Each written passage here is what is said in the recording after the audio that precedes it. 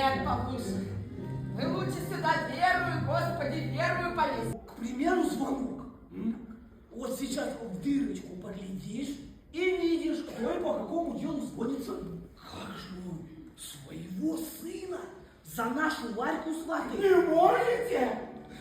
А в стену колотить до тех пор, пока на меня все кастрюли с пол не попадали. Это вы можете? Так что если это платье у нас обнаружат, мы пропали. Поверьте, Анастасия Николаевна, что вы проникаете мне через усы в самое сердце. Это платье, дети мои, государыни нашей императрицы Александры Федоровны.